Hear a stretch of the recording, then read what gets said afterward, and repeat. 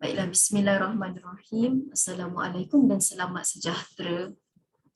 Nama saya Saidah Nafisah binti Abdul Rahman dan nombor matrik saya ialah 3212006611. Jadi untuk kumpulan kami akan bentangkan poster infografik yang bertajuk Isu Kontroversi Melibatkan Perisytiharan Universal Hak Asasi Manusia. Sebelum saya terangkan lebih lanjut mengenai poster ini, saya akan beritahu dulu apakah itu hak asasi manusia. Hak asasi manusia adalah hak yang tidak boleh dipisahkan dan kebebasan yang layak bagi setiap insan sebagai seorang manusia. Kami ada sediakan dua konteks bagi poster ini. Yang pertama ialah konteks global dan yang kedua ialah konteks tempatan.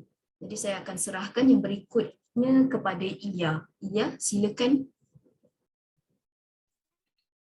Saidah, nama saya Ilya binti Rasmanasni, nombor matriks adalah 3212008171 dan saya akan terangkan tentang kajian saya di United Kingdom.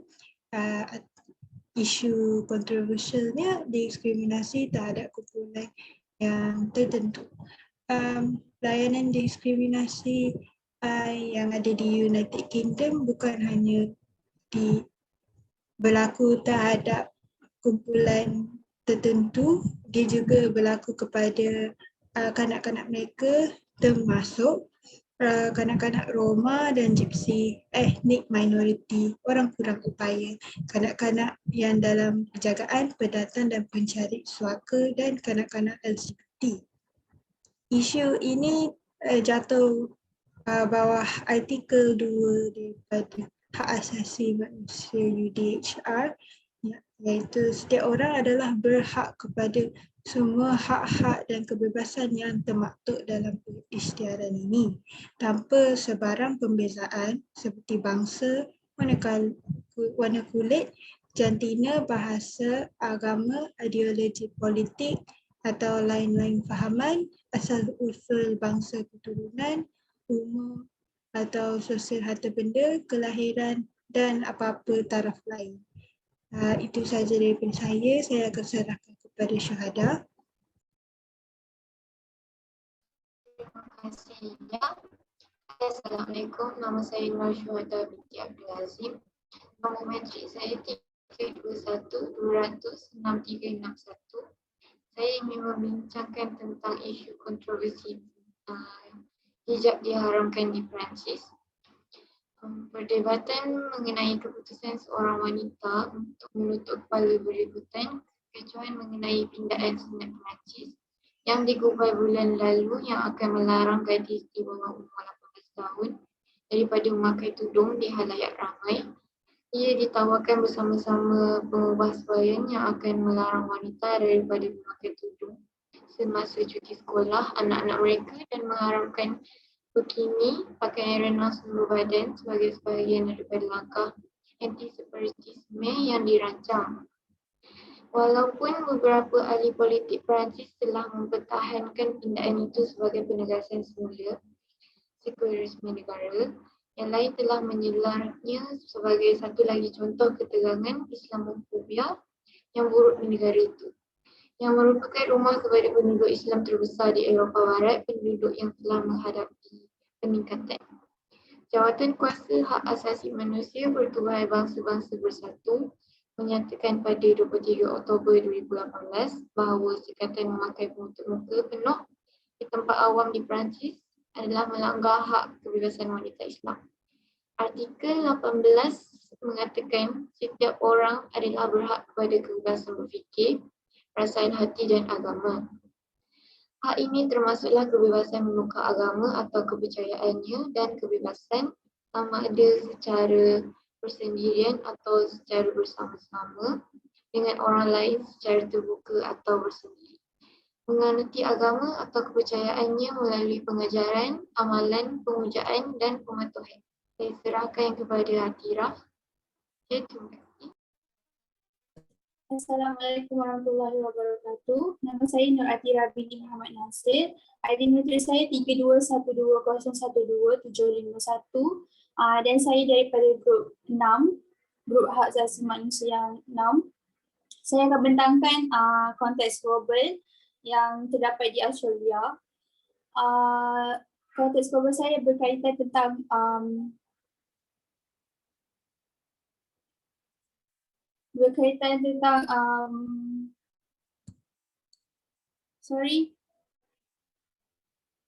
Ketidaksempurnaan penjagaan warga emas. Kesempurnaan penjagaan warga emas. Pandemik COVID-19 telah membawa kesan buruk kepada orang yang tinggal di kemudahan penjagaan awam warga emas di Australia. Berdasarkan catatan yang dapat ditulis di Victoria, terdapat 655 orang warga emas telah mati di rumah penjagaan orang tua walaupun wabak ini dapat dicegah. Menurut pakar kesihatan, pada musim pandemik terdapat banyak kekurangan modal ataupun kekurangan kaki tangan untuk penjagaan warga emas di pusat penjagaan warga emas di Australia. Banyak institusi penjagaan warga emas memberikan ubat-ubatan yang berbahaya kepada orang tua untuk mengurangkan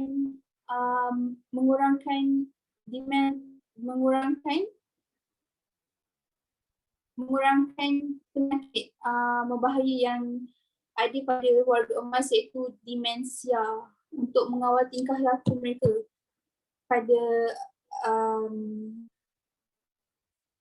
di pusat penjagaan warga emas. Kes ini berkaitan dengan artikel ke-25 iaitu setiap orang berhak mendapat suatu taraf hidup yang memadai bagi kesihatan dan kebajikan diri dan keluarganya, termasuklah makanan, pakaian, perumahan ataupun pengawasan yang berlaku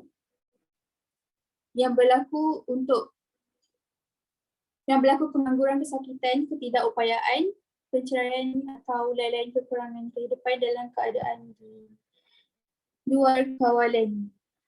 So saya serahkan kepada yang seterusnya, Amira. Terima kasih. Assalamualaikum, nama saya Amira Adiana binti Mokzani, nombor matrik 321-200-6731. Saya akan menyampaikan konteks tempatan hukuman bunuh. Dua lelaki yang merupakan sahabat karib dijatuhi hukuman gantung sampai mati selepas didapati bersalah mengedarkan 327 gram dada di Mahkamah Tinggi Tawau. Hakim Ling Hock Leng menjatuhkan hukuman itu terhadap Ardiansyah Sudirman 33 tahun dan Muhammad Taufik Asif 29 tahun selepas mendapati pendakwaan berjaya membuktikan kes melampaui keraguan munasabah. Manakala pembelaan gagal menimbulkan keraguan munasabah, mereka didakwa mengikut Seksyen 39B 1A Akta Dadah Berbahaya 1952 yang memperuntukkan hukuman mati mandatori atau penjara seumur hidup jika sabit kesalahan.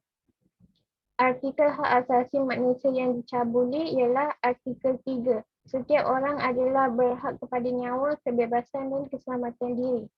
Seterusnya artikel 5. Tiada seseorang pun boleh diambil nyawanya atau diwujudkan kebebasan dirinya kecuali mengikut undang-undang.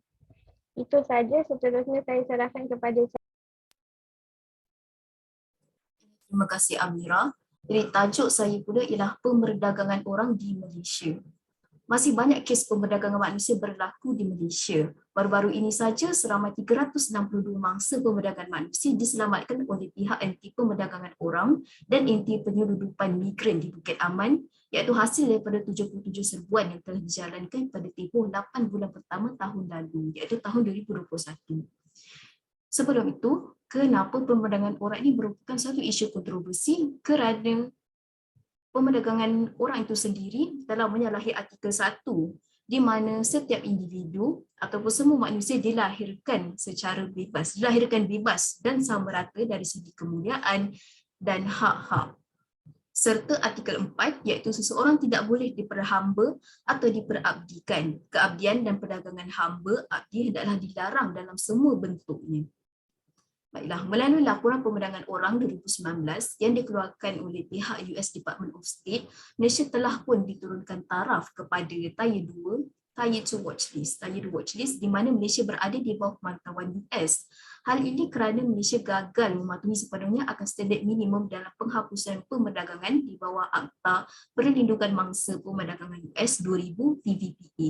Akan tetapi Malaysia masih sedang berusaha untuk mematuhi akta tersebut sepenuhnya.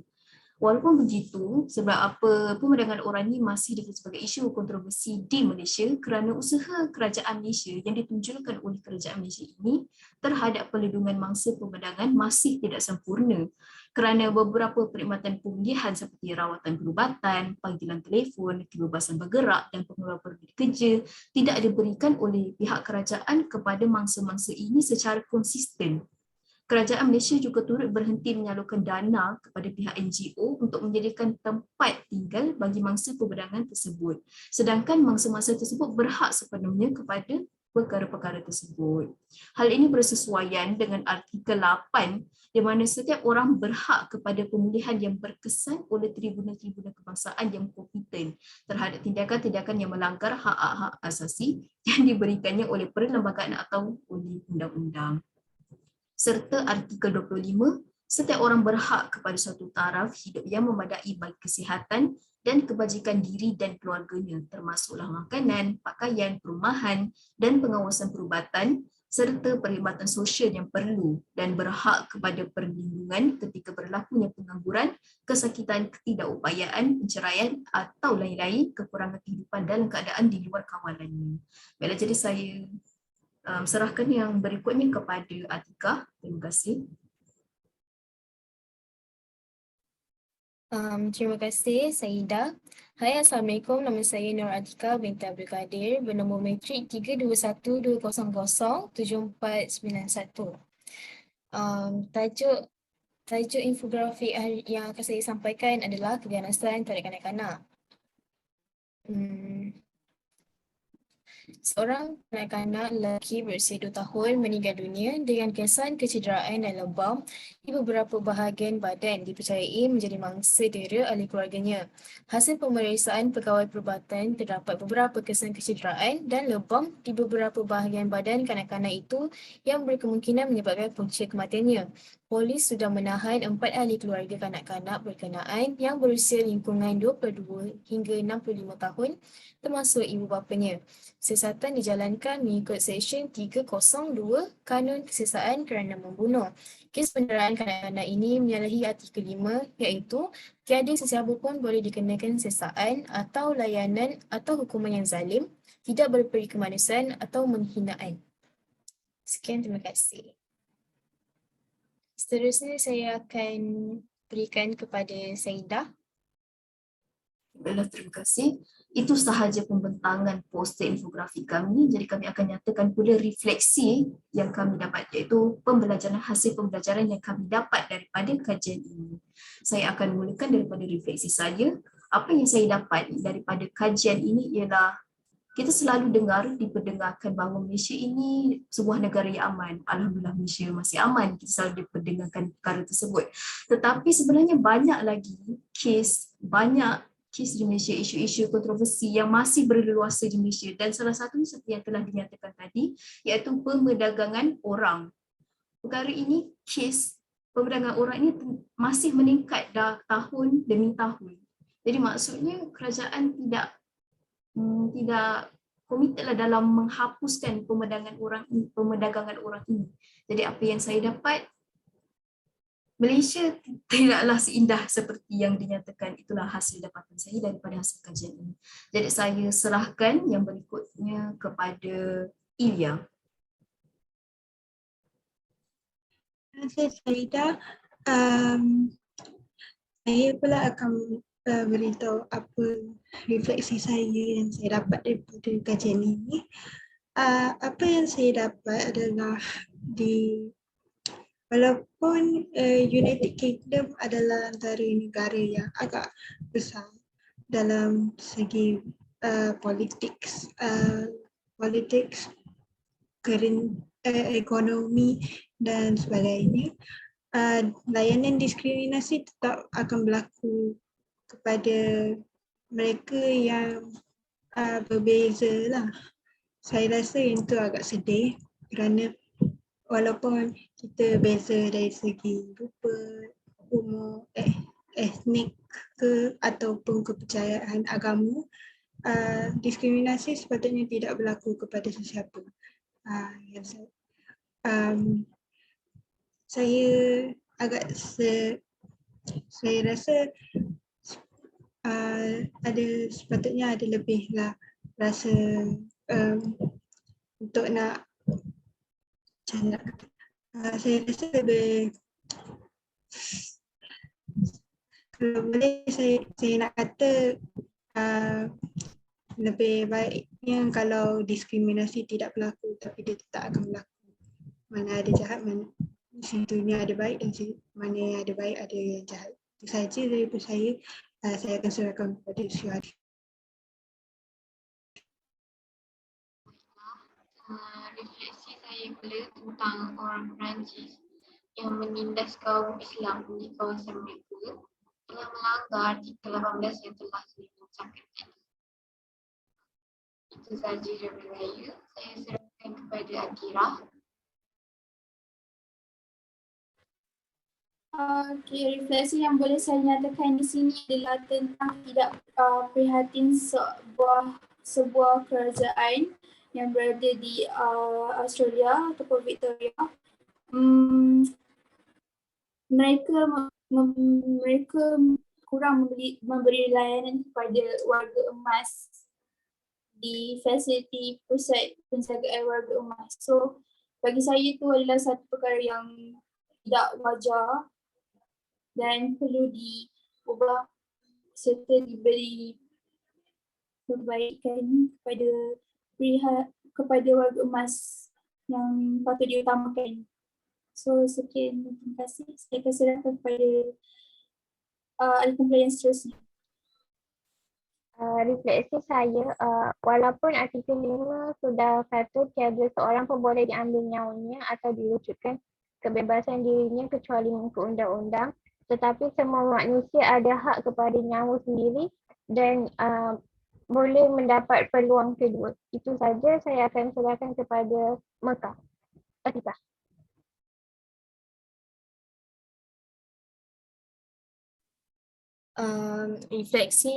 Refleksi saya terhadap kajian keganasan kanak-kanak ini ialah ibu bapa berhak memukul anak-anak jika mempunyai kesalahan, tetapi janganlah sampai mendera seperti artikel 5 tadi, iaitu tiada sesiapa pun boleh dikenakan seksaan atau layanan atau hukuman yang zalim, tidak berperi kemanusiaan atau menghinakan.